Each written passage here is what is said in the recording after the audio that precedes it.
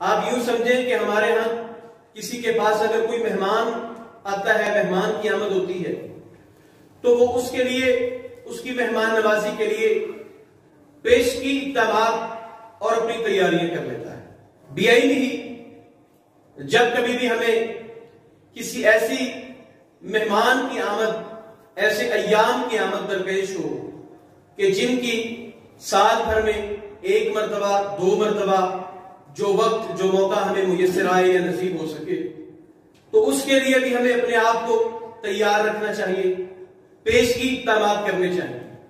نبی مکرم، تاجدار رسول، خاتم النبیین والمرسلین، سید کائنات محمد رسول اللہ صلی اللہ تعالی علیہ وآلہ وسلم، آپ کے بارے میں سیدہ عائشہ صدیقہ رضی اللہ تعالی عنہ یہ بات ارشاد فرماتی ہیں ماہ شعبان معزز کے حوالے سے۔ یہ بات ہے کہ نبی مکرم علیہ السلام کبھی بھی اتنے نفلی روزے نہیں رکھتے تھے جتنے ماہ شعبان میں رکھتے، کیونکہ اس کے مان بعد، متصل بعد وہ موسم بہار نیکیوں کا شروع ہونے والا ہے کہ جس کو ہم رمضان مبارک کہتے ہیں۔ تو اس کی آمد سے قبل انسان کو اپنی نیکی، اپنے ایمان، اپنے تقوی اور انسان کے اندر جو اللہ رب العزت نے نیکی کرنے کی جستجو اور صلاحیت رکھی ہے، اس کو پالش کرنا چاہیے۔ نفلی روزوں کو رکھنے کے ساتھ آپ کا جو نیکی کا سٹیمنا ہے، آپ کی جو برداشت کا سٹیمنا ہے، وہ بڑھ جائے گا۔ آپ رمضان مبارک سے قبل اگر روزہ رکھتے ہیں، اپنی نفلی عبادت کو امپروو کرتے ہیں، اپنے معاملات کی اصلاح کرتے ہیں، اپنی عبادت کے اندر بڑھوتری اور اضافہ کرتے ہیں، تو یہ اس بات کی قوی دلیل ہو سکتی ہے کہ رمضان مبارک کے اندر آپ اپنی عبادت کو بہتر طریقے سے بجا لا سکیں۔ ابھی جو میں نے خطبہ جمعہ کے آغاز میں 3 آیات سورہ منافقون کی 28ویں پارے سے آخری 3 آیات تلاوت کی ہیں، وہ اسی بارے میں اللہ تبارک و تعالی نے مومنین کو خطاب فرمایا ہے۔ اے مومنو، اے صاحب ایمان لوگو، لا تلہکم اموالکم ولا اولادکم، سارے سال کے مشاغل، سارے سال کی مصروفیتیں، سارے سال کے کام کاج، تمہارا مال، اموال، اولاد، جاگیر اور تمہارے دیگر معاملات جو ہیں وہ تمہیں اللہ کے ذکر سے دور نہ کریں۔ لا تلہکم، نہ تمہیں دور کر دیں اللہ کے ذکر سے، اللہ کے ذکر میں اور اس کی عبادت میں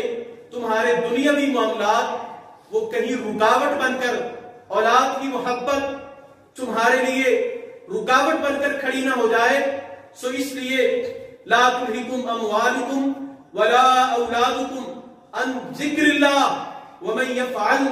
ذلک فاولئک هم الخاسرون۔ اگر کوئی اولاد کی محبت کے جھانسے میں آ کر، اگر کوئی مال زر کی بہتات اور مال کی کثرت میں، اس ہرس اور ہوس میں مبتلا ہو کر اللہ کے ذکر، اس کے شکر، اس کی عبادت، اس کے سامنے عجز و نیاز، اس کے جو اللہ کی نعمتیں دی گئی ہیں ان کو بجا لانے، ان کا شکر بجا لانے سے اگر کوئی دور ہو گیا فقط اس لیے کہ اس کو اولاد کی محبت نے گھیر لیا یا مال کی ہرس اور ہوس نے گھیر لیا، تو پھر ایسا شخص وہ دنیا اور آخرت میں گھاٹا پانے والا ہے، خسارہ پانے والا ہے۔ دنیا میں اس لیے کہ انسان کی 100 کوششوں کے باوجود انسان کمر توڑ کوششیں کر کے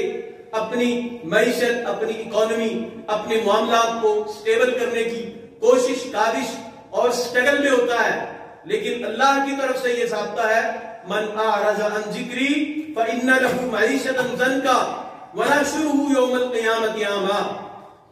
ایسا نہیں ہو کہ انسان 100 اپنی کوششوں کے باوجود انسان اپنی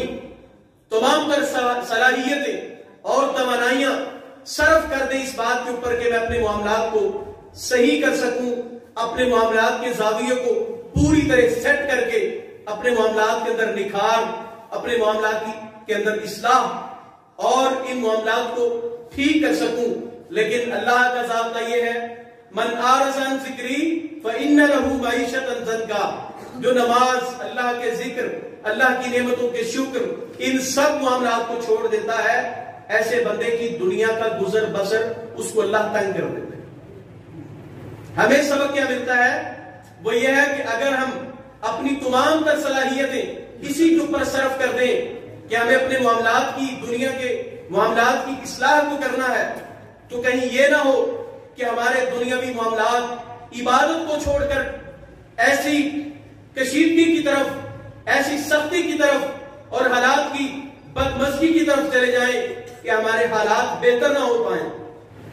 وَمَن يَفْعَلْ ذَلِكَ فَأُولَٰئِكَ هُمُ الْخَاسِرُونَ۔ خسارہ دنیاوی اعتبار سے اس قسم کا خسارہ ہے کہ ہم تمام تر صلاحیتیں، صبح ہم دکان مکان کو کھول کے بیٹھتے ہیں، اپنے دفتر کمپنی کو فیکٹری کو کھول کے بیٹھے ہوئے ہیں، صلاحیتیں صرف کر رہے ہیں، وقت دے رہے ہیں، ملازموں کو تنخواہیں دے رہے ہیں، تمام قسم کی صلاحیتیں صرف کرنے کے باوجود معاملات کی وہ اصلاح اور معاملات اس حیثیت اور اس صورت تک نہیں پہنچ رہے کہ جہاں تک ہمیں مطلوب ہوتے ہیں۔ اس کی ایک وجہ کہ ہماری تمام تر توجہ اللہ کے ذکر اور اس کی عبادت سے ہٹ کے چند معاملات کی اصلاح کے اوپر اپنی توجہ کو لگائے ہوئے ہیں اور اللہ کے ذکر سے ہٹے ہوئے۔ اسی بات کی تنبیہ اللہ تعالیٰ نے ان آیات میں کی ہے کہ گھاٹا پانے والا وہ شخص ہے کہ جس نے اللہ کے ذکر کو چھوڑ دیا۔ وَمَن يَفْعَلْ ذَلِكَ فَأُولَٰئِكَ هُمُ الْخَاسِرُونَ۔ اور اس کے ساتھ ساتھ ہمیں نبی اکرم صلی اللہ علیہ وسلم، آپ علیہ السلام کے اسوہ کامل سے، صحابہ کی سیرت سے، تابعین، تبع تابعین، اولیاء کرام، محدثین، ان اللہ کے اولیاء کی زندگی سے ہمیں جس بات کا سبق اور درس ملتا ہے وہ یہ ہے کہ نبی اکرم صلی اللہ علیہ وسلم کے صحابہ کرام عبادت کا ذوق، عبادت کا جذبہ اس قدر ہے کہ اللہ رب العزت نے قرآن کریم، فرقان حمید میں اور اس سے قبل جتنی کتابیں ہیں، تورات اور انجیل کے اندر ان صحابہ کرام کی اس عبادت اور عبادت کے ذوق کو ذکر کیا۔